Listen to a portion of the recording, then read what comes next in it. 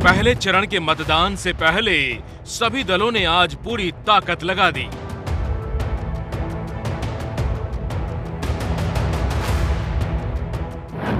Wheel chair पर ममता बनर्जी ने आज भी ताबड़तोड़ रैलियां की।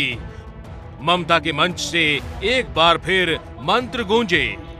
ओम सर्वमंगल मंगल्ये शिवे सर्वार्थ साधिके शरण्ये त्र्यंबके गौरी नारायणी नमोस्तुते। और ममता ने बीजेपी नेताओं को फिर बताया बाहरी गुंडे। दिल्लीते कत लोकके दांगा करे मेरेছে নার্সির নাম করে, উত্তরপ্রদেশে মেরেছে, মেয়েরা রাস্তায় বেরোতে পারে না। আজকে কৃষকদের জমি লুট করে নিচ্ছে, কৃষকরা আন্দোলন করছে, ওরা যাতে রাস্তায় বেরোতে না পারে পেরেক পুঁতে দিয়েছে। এত শয়তান, এত ধান্দাবাজ, এত দাঙ্গাবাজ, এত রক্তবাজ, এত দুরাচারী, এত দুষ্টাচারী, এত দুর্যোধন, এত দুঃশাসন, এত রাবণ, এত নিষ্কমন এই রকম রাজনৈতিক দল কোথাও দেখতে পাবেন না। জঘন্য জঘন্য ভারতবর্ষের সবচেয়ে বড় জঘন্য দলের নাম হচ্ছে बीजेपी, भारतीय जघन्य पार्टी। बीजेपी की ओर से झारग्राम और पुरुलिया में गृह मंत्री अमित शाह ने मोर्चा संभाला तो मिदनापुर में योगी ने धुआंधार प्रचार किया। रैलियों में जय श्री राम और भारत माता की जय गूंजा। जय श्री राम और साधे गए निशाने ममता बनर्जी पर।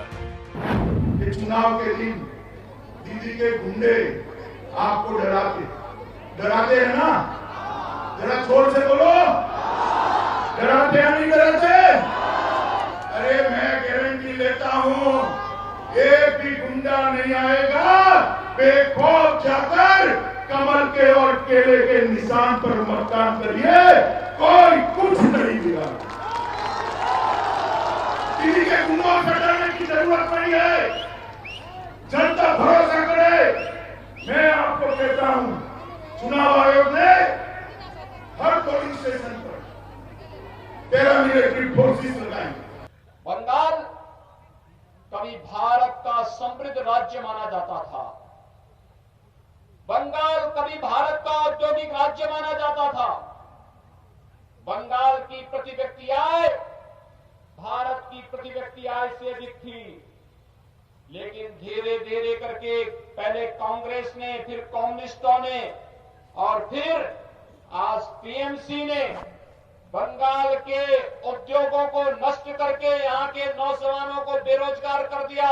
आज बंगाल में उद्योग नहीं, लेकिन टीएमसी का भ्रष्टाचार का उद्योग फल फूल रहा है। बंगाल में टक्कर सिर्फ टीएमसी और बीजेपी के बीच नहीं है, बल्कि कांग्रेस और लेफ्ट भी ताल ठोक रही है। दोनों दलों के नेताओं ने आज कई जगह प्रचार कर वोट मांगे।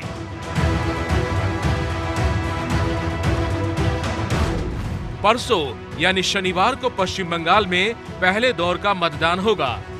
5 जिलों की 30 सीटों के लिए वोट डाले जाएंगे।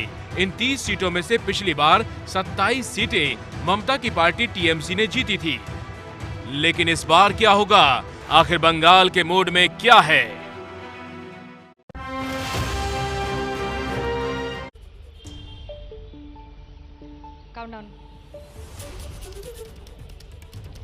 नमस्कार, आमी मनोज्ञा लोईवाल।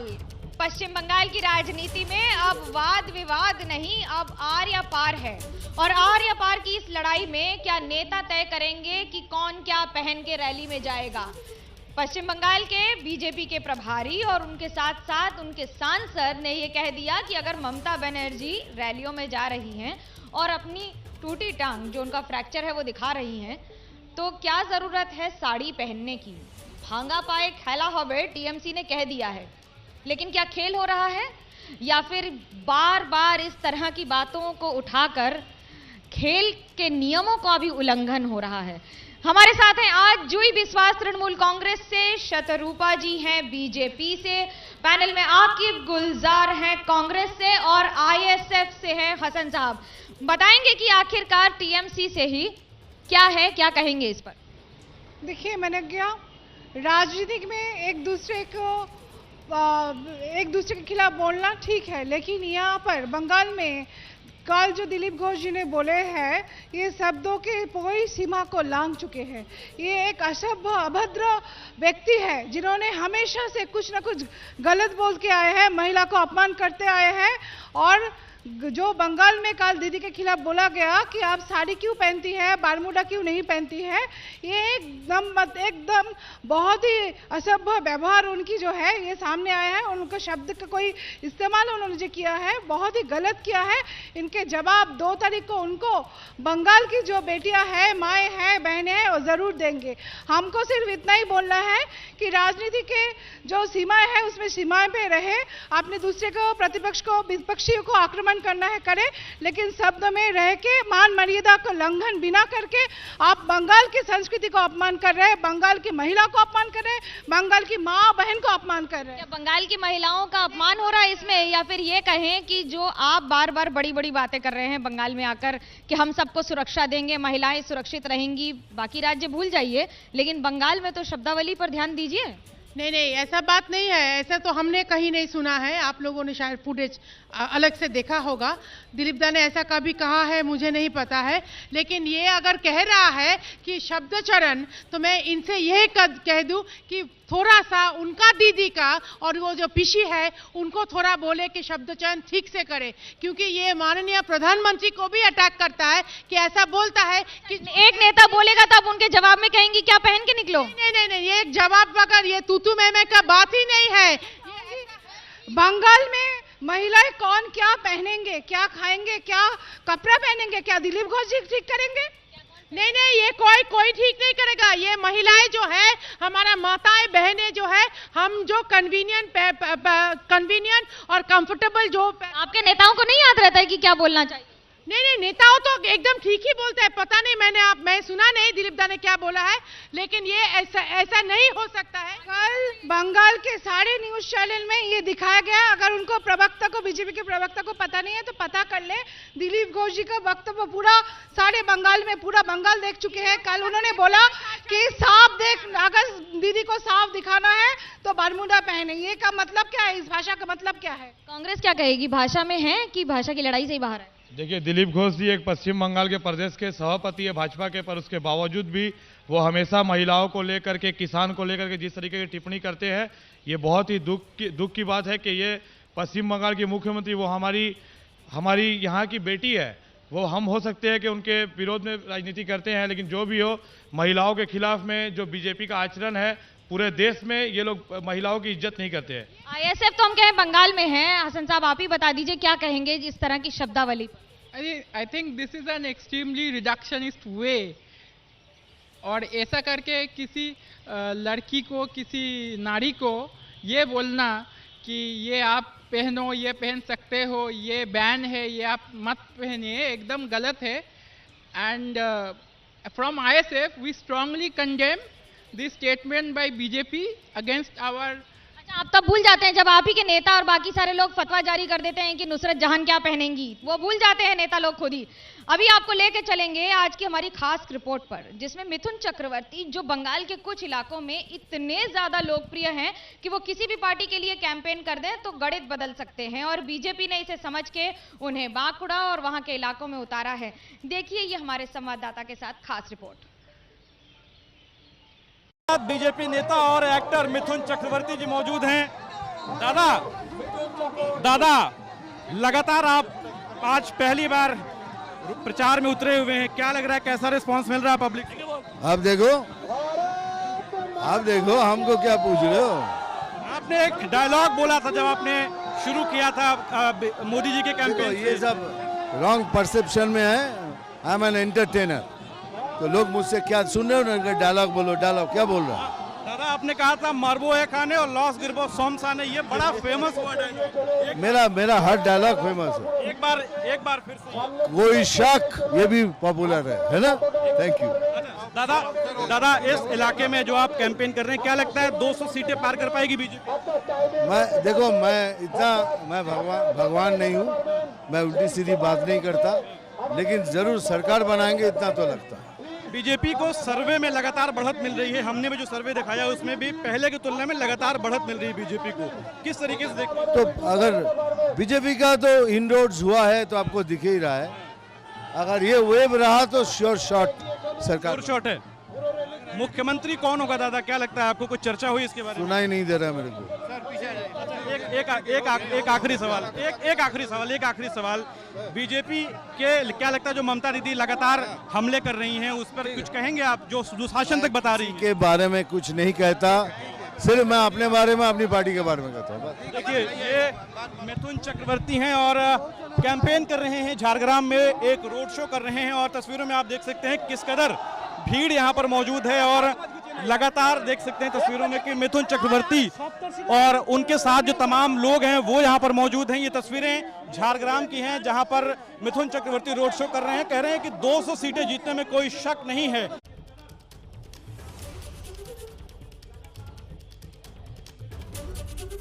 मार्बो एखाने लाश पोड़वे शौशाने, बड़ा ही फेमस डायलॉग था, अभी भी है मिथुन चक्रवर्ती का। और दूसरा, कोई शक। लेकिन क्या आपको शक है कि मिथुन चक्रवर्ती बंगाल के हैं या वो भी बहिरागत हैं? मैंने क्या, पहले तो हम आपको बोलना चाहेंगे, ऐसे डायलॉग जो सिनेमा में, मूवी में यूज़ किया जाता था, आजकल प्रधानमंत्री के सामने भी ऐसे डायलॉग यूज़ कर रहे हैं बीजेपी। ये बहुत शर्म की बात है कि देश के प्रधानमंत्री के सामने स्टेज पे ऐसे डायलॉग बोल रहे हैं। मारबो एखाने लाश पोड़बे शाशाने, मतलब यहाँ पर मारेंगे तुमका लाश शमशान में गिरेगा। ये दीदी के मंच से 21 जुलाई और बाकी सारे मंच से अगर टीएमसी के जो अदाकार और कलाकार आते हैं वो इस तरह के स्टेटमेंट दें, अपने डायलॉग दें, तो ठीक है। ऐसे डायलॉग अगर तुम मेरे को सुनाओगे कि दीदी के सामने ऐसे कोई डायलॉग हुआ है तो मैं मान लूंगी, लेकिन ऐसा कोई भी डायलॉग कभी भी किसी अदाकार ने नहीं बोले दीदी के सामने, और ये बोलना भी नहीं चाहिए। राजनीति में एक मर्यादा होना चाहिए सबके।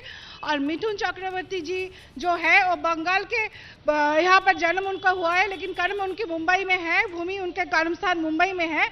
बहुत यशवंत सिन्हा बहिरागत है कि नहीं? उनकी कर्मभूमि और जन्मभूमि कहाँ है? हम बहिरागत के मतलब बोलते हैं, जो बंगाली नॉन बंगाली का मतलब बहिरागत नहीं है। बहिरागत मतलब है जो यूपी बिहार से चुनाव के टाइम पे आके बंगाल के शांति को। यशवंत सिन्हा पहले आए थे क्या बीजेपी में? यशवंत सिन्हा टीएमसी में पहले आए थे क्या? का इतना डबल स्टैंडर्ड ऐसा है कि इन लोगों से बात करना ही फिजूल है। इन लोगों का बहिरागतों का डेफिनेशन पता नहीं है, क्योंकि उन लोगों का यही है कि जो बंगाली नहीं बोल सकता है वही बहिरागत है। और क्या राहुल गांधी और प्रियंका गांधी भी बहिरागत हैं? आए ही नहीं बंगाल, याद क्या भूल गए, मैप से हट गया? देखिए राहुल गांधी तो पहले बार बंगाल चुनाव में नहीं आ रहे हैं, रहा बात टीएमसी का तो मिथुन दा इससे पहले जब तृणमूल में थे तो हम लोगों ने देखा कि शहीद दिवस में पगलू डांस हो रहा है और वहां पर शहीदों को श्रद्धांजलि दी जा रही है। तो ये सब तो टीएमसी, पश्चिम बंगाल में ये जो कल्चर है तो टीएमसी लाया है।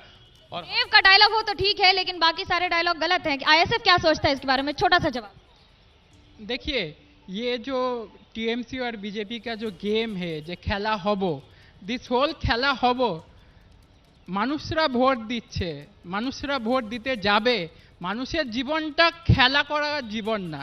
তাই আমরা আইএসএফ থেকে এই ডায়লগ টিএমসি এবং বিজেপি দুজনকেই আমরা কটাক্ষ করছি। पश्चिम बंगाल की राजनीति में बीजेपी का लगभग हर नेता आकर इस पूरे हवन में स्वाहा कर रहा है, यानी कि हर व्यक्ति आकर यहां पर कैंपेन कर रहा है। और आज मौका था गौतम गंभीर का, उनसे बात की हमारे संवाददाता कुंतल चक्रवर्ती ने। देखिए ये खास रिपोर्ट। हम लोग फिलहाल है सोनामुखी में। गौतम भाई क्या कहेंगे, मतलब शायद इतने दर्शक स्टेडियम में भी देखने को मिल। देखिए ये आपके सामने किस तरीके का भारतीय जनता पार्टी का माहौल है यहाँ पर, और इस बार खेला शेष होवे।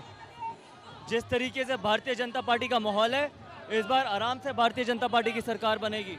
तो यहाँ आप इस डायलॉग को, इस स्लोगन को कैसे देख रहे हैं, खेला होबे?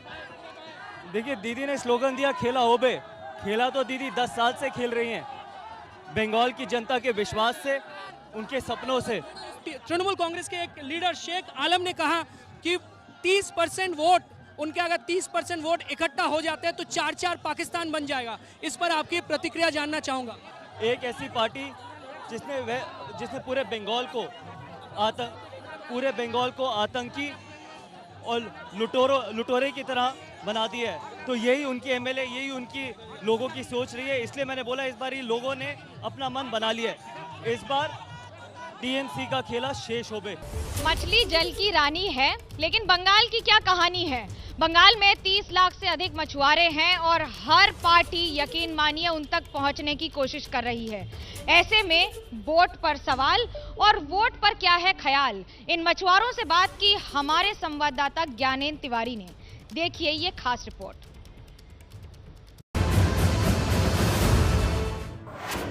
जल की रानी लिखेगी किसकी जीत की कहानी? मछली का जाल किसे करेगा वोट से माला माल? बोट पर सवार मछुआरे किसका कराएंगे बेड़ा पार?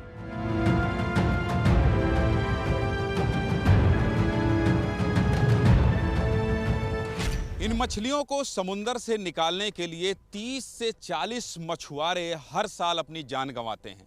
कई तो ऐसे हैं जिनकी लाश तक नहीं मिलती है और इसी बात का सबसे ज्यादा दर्द फिशरीज एसोसिएशन दीघा को है।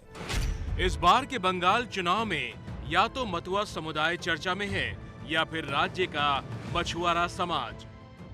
मछली के कारोबार से राज्य में किसी न किसी रूप में 30 लाख लोग जुड़े हैं और ये 30 लाख वोटर इस बार क्या करेंगे?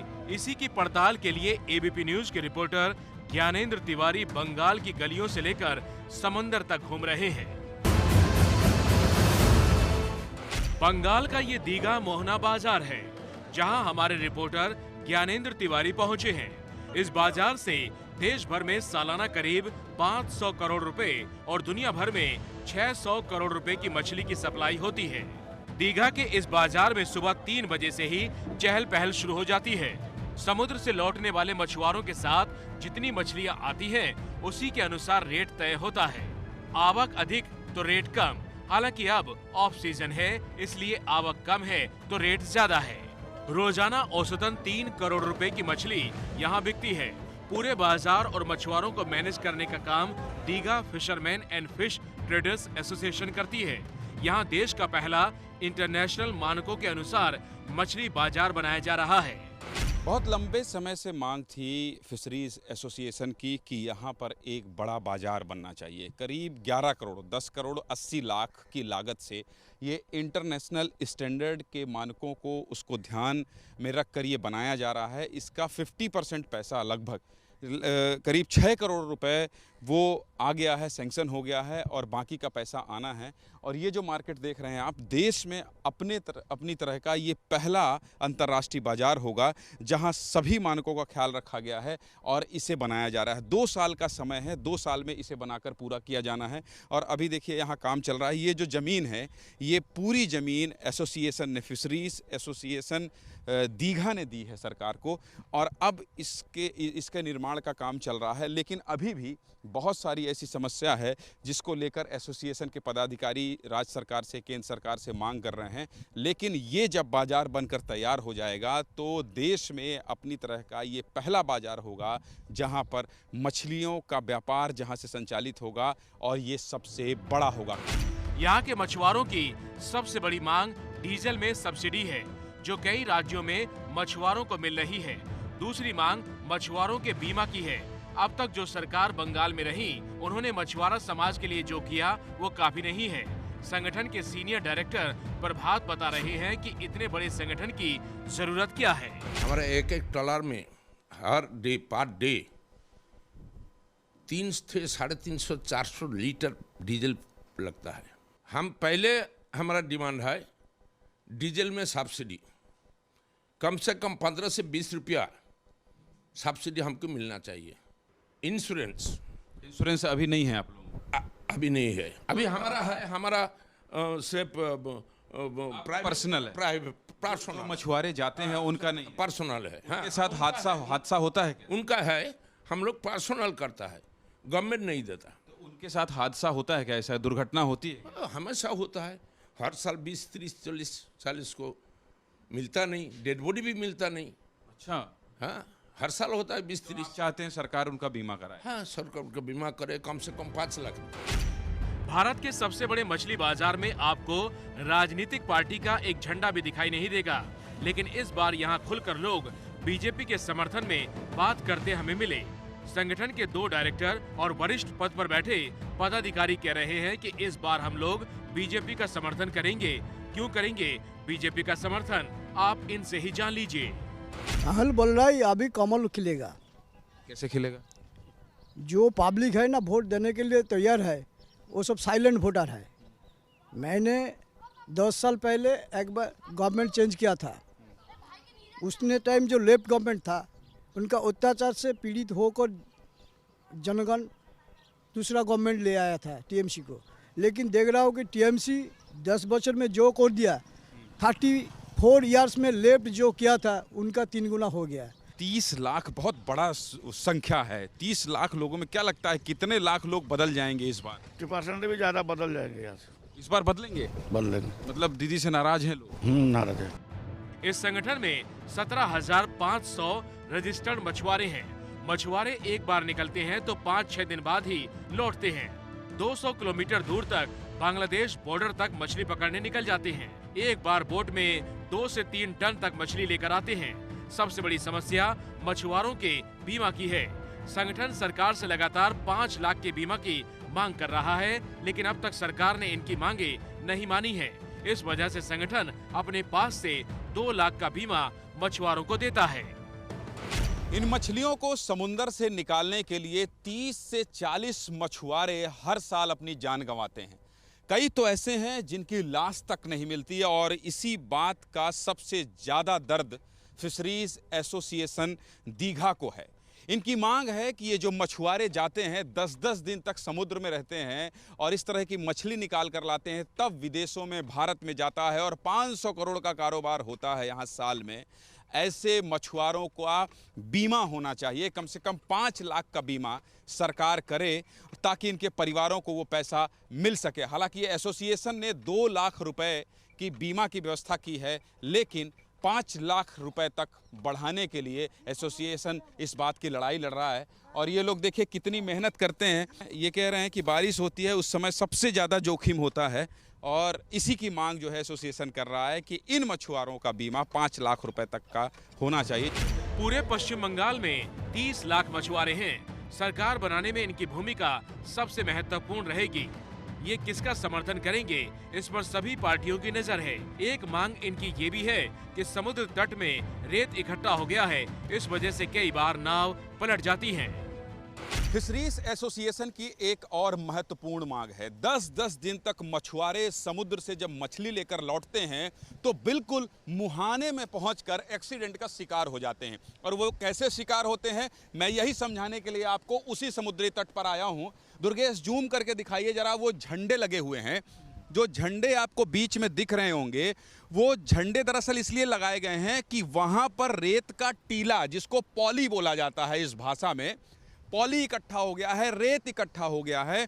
और जब 10-10 दिन बाद वहां से मछुआरे लौटते हैं और वो मछली लेकर आते हैं, तो यहाँ पर ये जो झंडे लगे हैं, यहाँ पर रेत ज़्यादा इकट्ठा होने की वजह से नाव कई बार पलट जाती है। और जब पलट जाती है तो उसमें जो मछुआरे होते हैं उनकी जान भी चली जाती है। इसके साथ ही जो पूरी 10 दिन की मेहनत होती है वो भी बर्बाद हो जाती है। एसोसिएशन की मांग है कि सरकार कम से कम जहां पर झंडे लगे हैं वहां से रेत साफ करवा दे, ताकि किनारे तक मछुआरों को आने में कोई दिक्कत न हो, और जो 10 दिन के संघर्ष के बाद वो मछली लेकर आए हैं वो सही से, यानी कि बिना किसी हादसे के बाजार तक पहुंच जाए। अब आपको बताएंगे कि आखिरकार अब 25 तारीख को असदुद्दीन ओवैसी कैंपेन करेंगे बंगाल में, मुर्शिदाबाद में। क्या सोच रही है आईएसएफ, क्या जुड़ जाएंगे या अलग हो जाएंगे वोट?